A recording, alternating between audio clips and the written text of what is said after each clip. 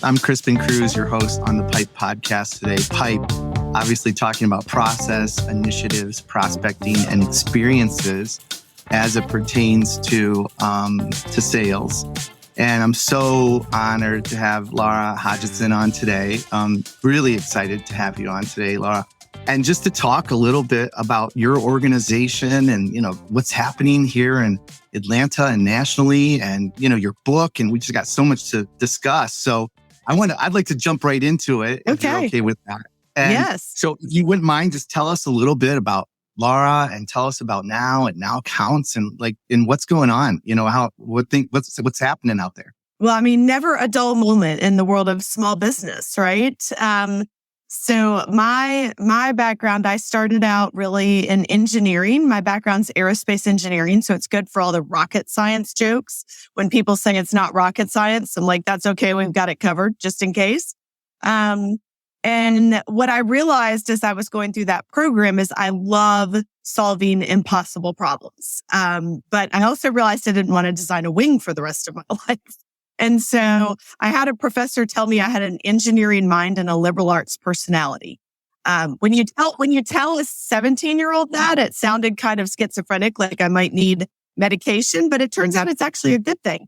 So from there, I started working with a variety of different companies, quickly realized working for large companies wasn't for me. And I became sort of a serial entrepreneur, largely because I love solving problems. So if someone would share their problem with me, I would jump in and okay, let's solve that.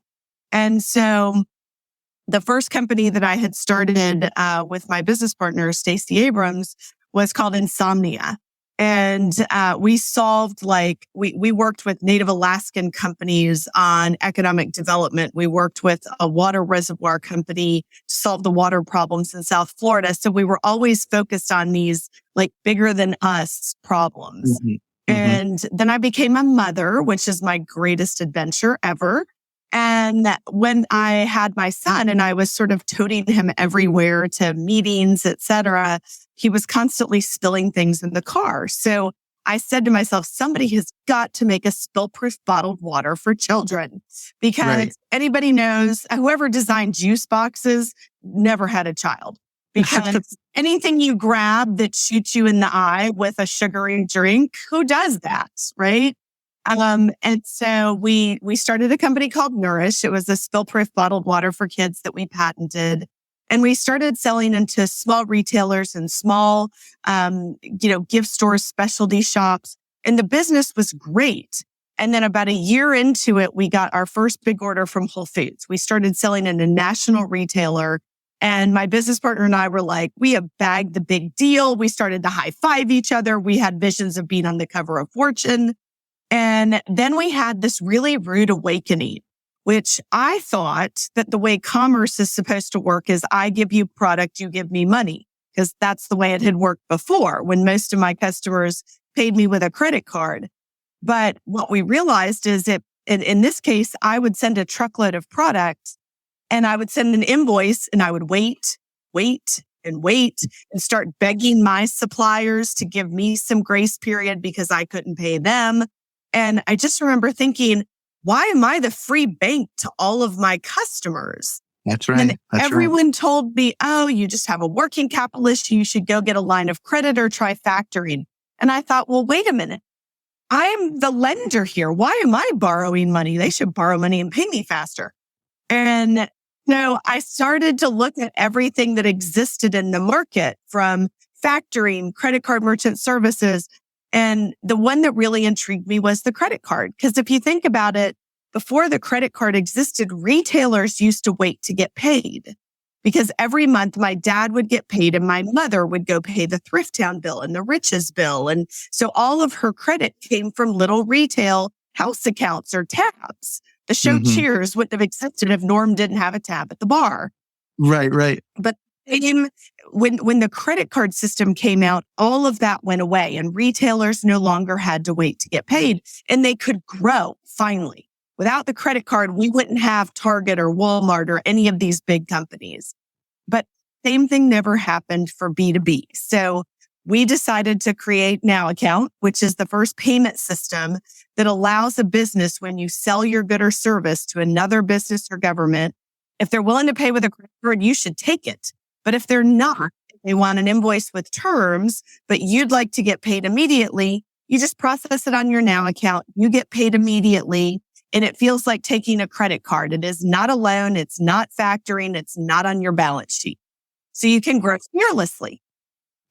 That's so good. It's so good. And I love what you said earlier when you said, you tried to work for some large companies and you were such a serial entrepreneur that it just didn't happen. I think it's unmedicated ADD. What are some of the experiences you had there when you were working for large companies and you're saying to yourself, wow, it's just not going to happen. Like it's just not working. Yeah, I think it was more, what I loved about large organizations, I loved the incredibly diverse people that you got to work with and the fact that you were always thinking big. I love that part. Right. But I think the part that was always constraining is that there was always like scripted ways of doing things. Like, here's how you write a memo and here's how you do this. And there just wasn't that kind of flexibility to try things the way you would naturally do them. And so it's almost like everybody's trying to fit their box and the boxes have to fit together well in order for the overall system to work. And I don't have a box. God never gave me one. I'm still looking for it. And so let's translate that to your organization now. You're the CEO, the driver, the visionary, the president of this organization. How are you making sure that that's not happening, like kind of in your organization, right? Yeah, it's interesting. Very early in my career, one of my dear friends, Sarah Blakely, who started Spanx, she and I were having breakfast with her father, and he shared with me that when she was in high school, every Friday at the dinner table, he would ask her and her brother, what did you fail at this week? And if they didn't have an answer, they were punished. And I remember thinking, wait a minute, you punished your child because they didn't fail at something that week? And he said, absolutely. If you could go a whole week without failing, then shame on you. You stayed comfortably in the center of your box. You didn't even try to find the edges, because if you did, it's not possible not to fail. So he had created this mindset that failure wasn't just excusable and acceptable. It was awesome. And if you try to fail, then if you fail fast and fail forward, it's not near as painful. So in our organization, we constantly encourage people, ask questions. The best ideas don't come from the top. The best ideas come from the people who do the task every day. So suggest new ways to do it. Try new ways to do it. If you fail, that's awesome. Just fail quickly and then don't do it again, right? Like find another way to do it. So I think the key is giving people, I once heard it said, it is much more freeing if you tell someone what to do, but give them flexibility in how to do it. As opposed to in many large organizations, what you do changes all the time, but it's very prescribed how you do it. And that's what feels so constraining. Yeah. Wow. It's so good. I mean, everyone that's listening today, I'm hoping they're really listening to this, because I have a young son, and I'm going to ask him that question now every day, awesome. if not at least weekly. I mean, that is just a great lesson learned right there. I love it. So now your organization is growing quickly. I mean, really quickly, and things are happening, right? And it's exciting time to be there. So how are you managing that growth? How are you, what does 2023 look like for Lara, Hodgson and the organization as a whole? Tell me a little bit about that. Yeah. So, 2022 has been like 2.5x what 2021 was, and 2023 looks to do the exact same. And that's awesome. But it's also, it's kind of a statement on what's going on in the world, which is coming out of the pandemic. On one hand, more businesses have been started than ever before. And that's exciting because we heard about the Great Resignation and people sort of left these roles that maybe didn't inspire them as they reprioritized their lives. And many of them started their own businesses, which is great. It's exciting. But at the same time, what we're hearing from the Kauffman Foundation and others is that we're in an entrepreneurship crisis in this country. And that seems like those two shouldn't go together.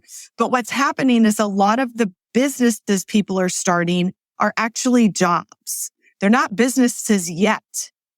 And if we don't give those folks the tools to scale their businesses in a way that creates a second job and a fifth job and a 10th job, then it's not a company yet. It's not a business. It's a job. And that's fine. Some people just want to start a job. And when they're done working, they just shut it down and they're done.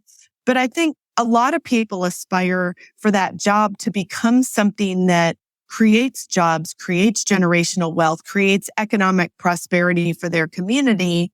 And without the right tools like Now Account, they can't get there because unfortunately, the way the economy is set up, at the end of every supply chain is millions of small businesses that are all funding the vast majority of the economy. And if they don't get paid on time, they miss payroll and all those jobs they just created are gone. So we really do feel a huge responsibility to take what we've learned. Like when we started Now Account, we were just trying to help ourselves. Well, it was actually pretty selfish. But we realized everyone else has this problem. And if we can free businesses of being the free bank to their customers, then they can go out and make that big sale and take on that big account and, go for that big customer, knowing that they can actually deliver and grow their business. So my focus for 2023, especially as we look at, the slowing of the economy, one of the things that will happen in any type of a, quote unquote recessionary period is obviously demand goes down, right? Because there's sort of less projects, less orders, less work out there. And so competition is harder and small businesses often can't compete when large companies can just cut prices to win a deal. And so if a small business has a Now Account and they know they're getting paid right away, they can more aggressively negotiate and sell and hopefully come through the potential recession thriving. Yeah, that's just awesome. And when you say, because now you're getting me to think about the culture of all of those small entrepreneurs, those organizations that are at the very end of that supply chain. I mean, think of the impact when just something as simple as, hey, listen, John or Joni, we're going to be a little late on payroll this week. I mean, what kind of impact does that have? Well, employees like to be paid every 2 weeks, not net something, right? I mean, they're quirky that way. And that's the challenge, especially with a lot of small businesses that are service-based, where the largest asset they have is people. Your expense to your people's not flexible. You can't just pay it when you feel like it. They need regular payments, and that constrains your company if your customers are not paying regularly.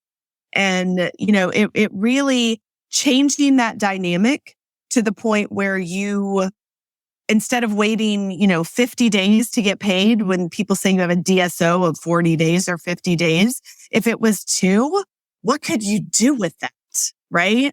Now, all of a sudden you think to yourself, oh my gosh, if I could get paid in 2 days, I could invest in another salesperson. I could go after that big client. I could, buy more raw materials and have the inventory to scale. So the possibilities are endless. That's great. That's great. All right, let's shift gears for a second because you mentioned someone a little interesting, Stacey Abrams. You mentioned her a little earlier on, and you've got this great book.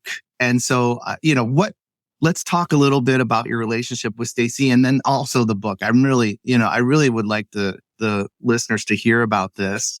And what are 2 or 3 things that you were hoping, first of all, you wrote the book. And at the end, when the reader gets to that last page, and I always say, the book is the beta version of the Kindle. An actual physical book is the beta version of a Kindle. So when you get to that last page, what were you hoping the 2 or 3 things that the reader would get out of that? Yeah. So, Stacy and I met, we've been business partners for 17 years. Most people don't know she actually has a business side to her life. They obviously know her for the policy work that she does in the public space. But Stacy and I met in Leadership Atlanta in 2004. And we met in sort of a funny way. We were in this workshop, and the facilitator kind of forces you to be incredibly uncomfortable. And if you haven't figured it out by now, I'm extremely extroverted. So the way he made me uncomfortable is he would ask a question and I would raise my hand and he would look me right in the eye and then he would call on somebody else. And it was driving me nuts. I was like, oh my, I look like a kindergartner. Like, do you not see me? Do you not see me? And Stacy was the opposite. She's incredibly sort of introverted, even though, you wouldn't know that because she's such an incredible speaker. But she was just sort of sitting, listening, absorbing, and he kept harassing her with questions. And she's like, I'm not raising my hand. Like, leave me alone. And so at one point she shared that she aspired to be president of the United States someday. And I thought, I've always said that as a little girl. I've never met another girl that would say that out loud. I have to meet this woman. And so extrovert, right? When we broke for lunch, I attacked her at the buffet line and she would tell you that she was thinking, who is this over-caffeinated woman that's all in my space?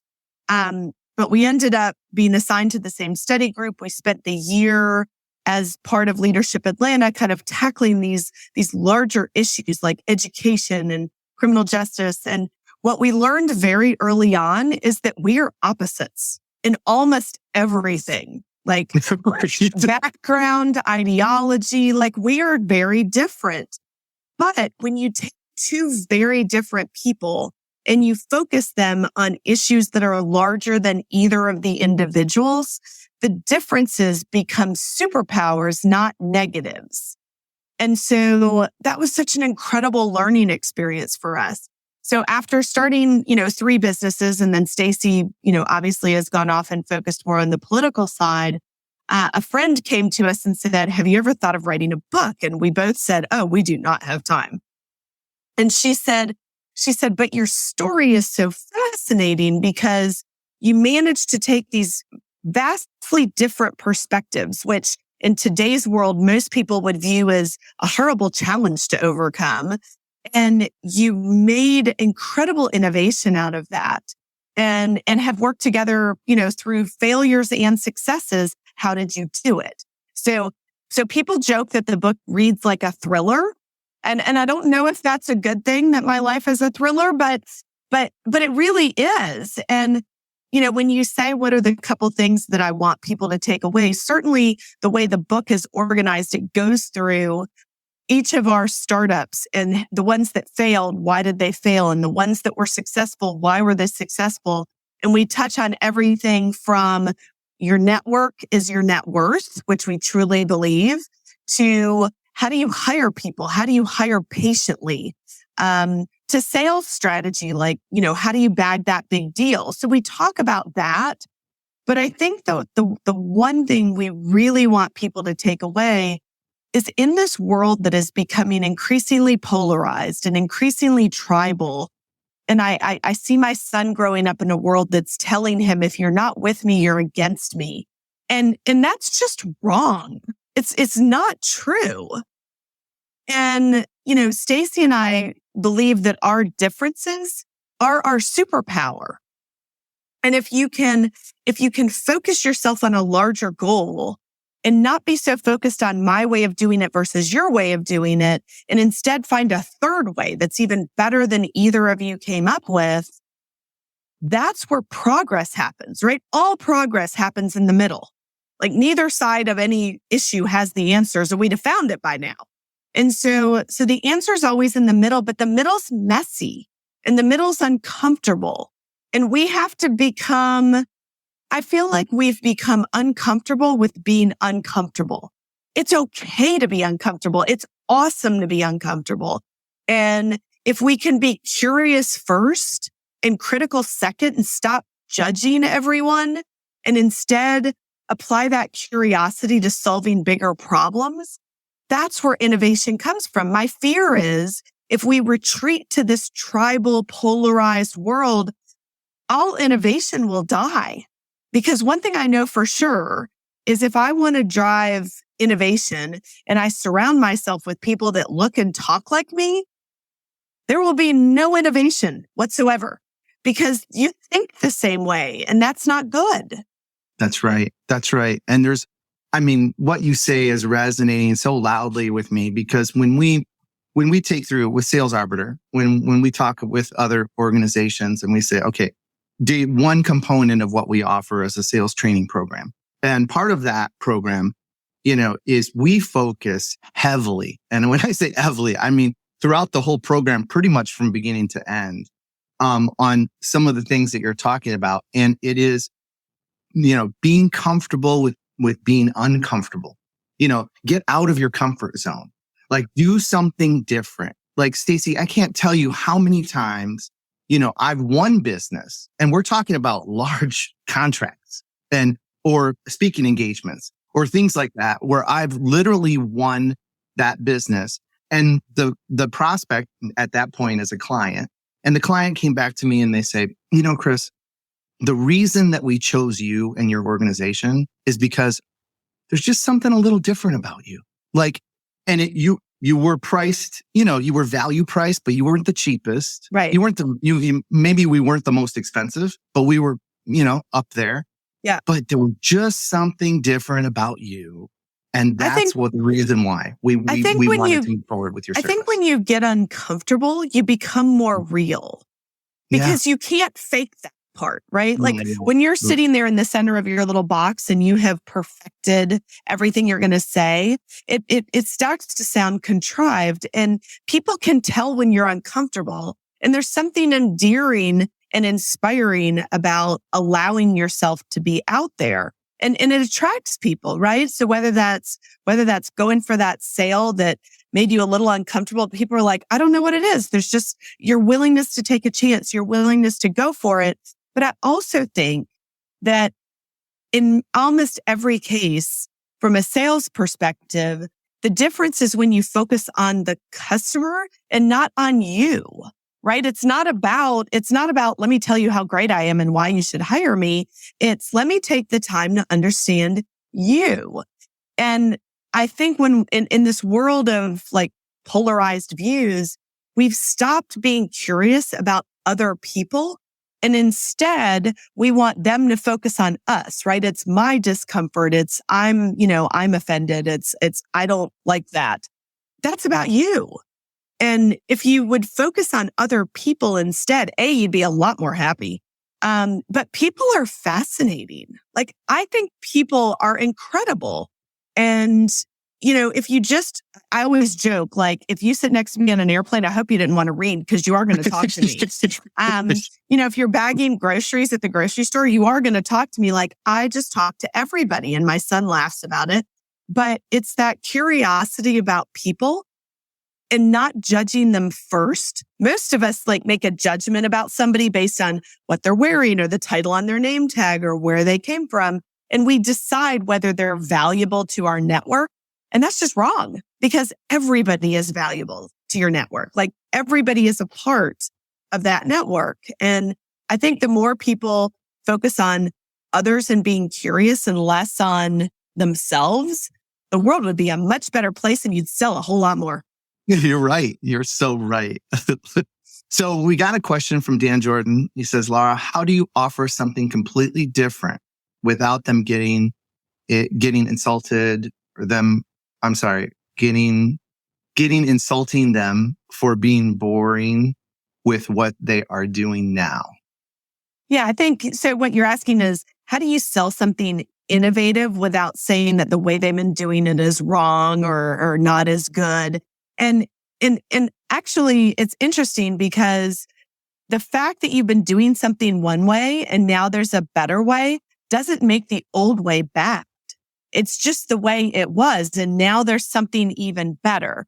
So, we've just come through sort of the whole political cycle and negative ads everywhere, right? This person's bad and this person can't do that.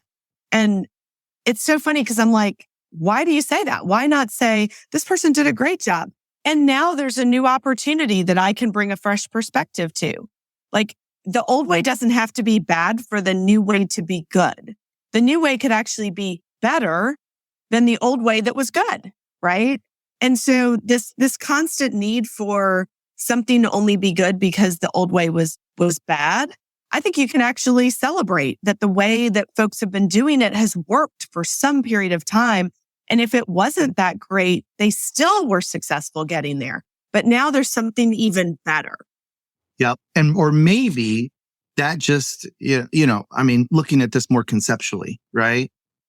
Maybe what that does is it forces you to look at that old way differently. And maybe it's just a small adjustment. Maybe you take something from the new way and apply that differently to what your process looks like today.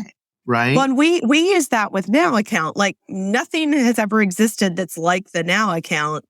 And so we'll often say, this is the way you've always been doing it, right? You've had the challenge of waiting to get paid, which is a challenge, and we all feel that pain, but you've solved it in other ways. You've maybe gone out and gotten a loan. You've tried factoring. You've, taken smaller projects. You've gotten your customer to pay you with a credit card. The amazing thing is that despite the challenges of waiting to get paid, you persevered. You had the grit to get through it, and you're still here, which says a lot about you. Now, here's a tool that can take you from B to C. You got from A to B. Kudos to you. So, for us, it's not, saying loans aren't bad, for example. Loans are great tools. It's just you're not using them the right way. Loans have a perfectly good use if you need to buy a piece of equipment or buy inventory or buy a building or, finance some sort of tooling. That is the absolute perfect use for a loan. It's just we've been using it to sort of fund working capital through these lines of credit concepts, when in reality, why should I have to borrow money if I'm the free lender to my customer? Let's just reframe it. So again, it's not that the old way of doing it was bad. It's just the old way of doing it can only get you so far. And now there's a better way to get you to the next level. There you go. There we go. So help me with this. I'd like to shift gears just for a second, because, let's say we're sitting here, let's fast forward and we're at the end of 2023 now. What does Lara and the organization want to accomplish by the end of 2023? What does that look like in your world? Yeah. So, it's interesting. As I mentioned, we grew 2.5% or, 250% this year. And the reason that excites me is that's just so many more businesses we've been able to serve. So as we get through 2023, there's two things that we really want to accomplish. We want to, more than double again, because there are millions of businesses out there that if they could just get paid on time, they can grow fearlessly. And I think more businesses grow out of business than go out of business. So if I can prevent that, that is success. The second thing we want to accomplish this year is, during the pandemic, we had a lot of clients coming to us saying, you've tripled my business because you've gotten me paid on time. Now I need fill in the blank. I need another customer. I need a marketing firm. I need a new logistics company. And so as they've kind of come to us and said, here are our needs, we've said, oh, let me connect you. So I joke that my life over the last 2 years was very much like the 1950s telephone operator. Let me connect you. Let me connect you. And so we have now launched what's called the Now Network, and it will launch kind of with a lot of publicity in February, but it's kind of in its beta and clients are using it. And what we're doing is we've created a real-time curated platform to focus on getting businesses access to more customers, more capital, and more commerce. Because at the end of the day, when I listen to people talk about access to capital, I'm like, it really should be about access to commerce. Because the most important dollar you will ever have in your company is $1 of revenue. right? It's $1 of cash flow. It's from your customers. So if I can get you another customer that'll buy more stuff from you, that's the dollar that gets you success. Nobody wakes up on a Monday and says, I'll go borrow money for fun, right? I mean, all the other capital doesn't matter if you don't have revenue. So the Now Network is going to connect small and underrepresented businesses with large buyers that are looking to buy their goods and services.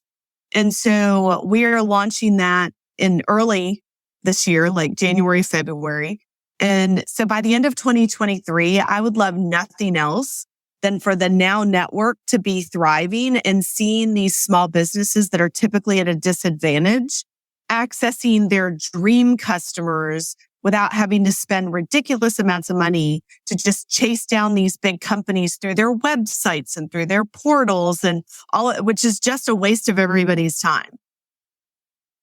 And I also hope that what the network does is large organizations have made very public promises about growing their spend with women and underrepresented businesses, but they honestly don't know how to do it. And I know that sounds funny, but if you're sitting there as the head of procurement at a Fortune 50 company, you don't know where to find these small businesses. You don't know how to vet them. And if you give them a contract that's too big, and that might sound good, but you're just going to put them out of business. So you've got to right size the contracts and grow them up the chain in a manageable way. So the other thing the Now Network will do is allow these supplier diversity procurement executives to specifically match with exactly the small suppliers that can deliver at the size contract that they need delivered. Because I know who can deliver at what size, because I see all of their transactions. Wow. That is, I mean, the window that you're able to peer through to be able to see that. And, just from the data and information standpoint, that is really, really cool. Well, listen, the time flies by.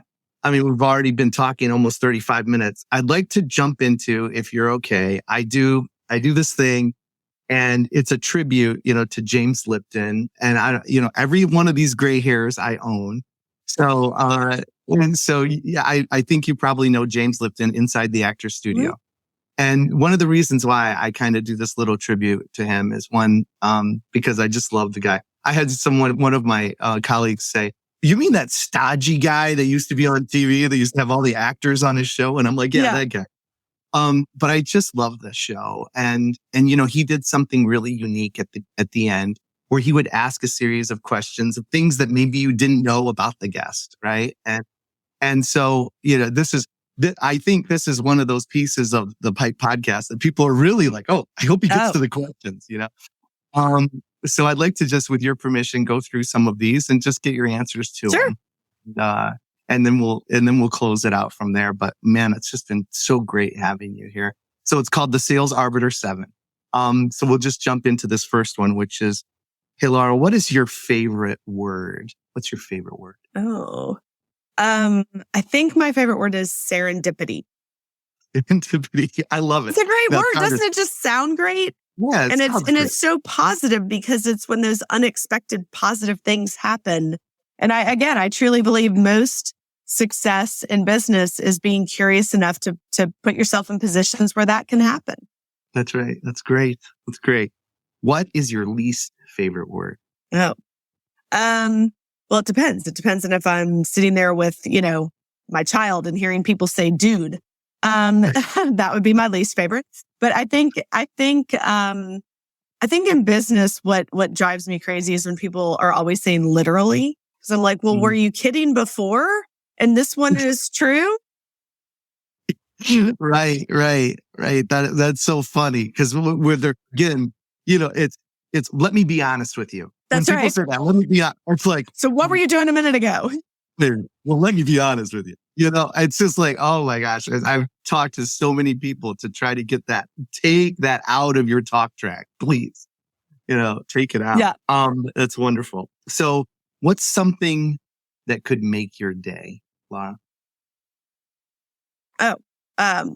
Well, being with my family. I mean, the thing that makes my day, there's two things that would make my day. It's just, coming home and having my son or my husband say they had a great day. And I think it's also when a client calls and says, I doubled my business because of you. I hired 10 more people because of you. That just makes my day. So I always say your goal in life should be significance, not success. Success is not thinking big enough because significance is about impact. So good. It's so good. So what's something that could ruin your day?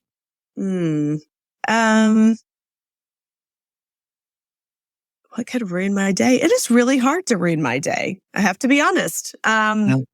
Because I would say, something bad happens or unhappy or stressful. But to me, that's always a challenge. It's always a challenge to figure out, how do you respond to it? And everyone in my company laughs. They call me Dory from Finding Nemo. I'm not directionally challenged, but my mantra is just keep swimming. So even when things are going wrong, you just keep swimming. And it's hard to ruin my day. And probably because, what we talked about earlier, the serial entrepreneur that you are. And most of those individuals, when they wake up in the morning, they say to themselves, this is going to be a great day. That's right. That's right. You could ruin an hour, but you don't get my whole day. Right. And you know this, we don't always have a great day. I mean, it just doesn't always happen, but at least we're starting that way. Yeah. Every day we're waking up saying today's going to be a great day. And, bad things can happen during your day, but it's up to you if you let it ruin your day. Right. And that's why I said you can ruin an hour, but usually after that hour, I'm like, okay, what are we going to do about it? So you choose what you do with that. I love it. I love it. Okay. So then let me ask you this. We're going to shift gears a little bit. What sound or noise do you love? Children playing. Children playing. Laughter. Yeah. Laughter. We have a school, elementary school across the street from our office building. And there's nothing better than walking in and out of the door and just hearing the kids on the playground. That's great. That's great. What sound or noise do you hate? Well, I hate the word no. So when people are like, no, we've done it that way. I'm like, wah, wah, that's it. Right. And probably like a dentist drill. A dentist drill. Yeah. We all don't like always have the issue with that one. Yeah, I think so. And if you don't have an issue with that one, then you got a problem. Yeah. There may be some other things going on. That's right. Okay, good. And then last one, what profession other than your own would you like to attempt? Well, I'm an aerospace engineer by training, so I would love to be an astronaut just because I think, seeing beyond what we think is real is an incredible gift. That's great. That is great. Laura, listen, I'm so glad that I had you on today. Thank you. Thank you. Thank you for joining me and sharing all of those. We're golden nuggets, today in the podcast. And I really hope people take some of the things that you said to heart and they listen and they apply these, lessons learned to their business as well. And would love to have you on again. Of course. And happy to. Anytime. And like I always say, I always close with this. So keep selling and have fun doing it. And let's get out there and make the rest of this year and next year a great one. So thank you, Lara, for Sounds attending. good. All righty.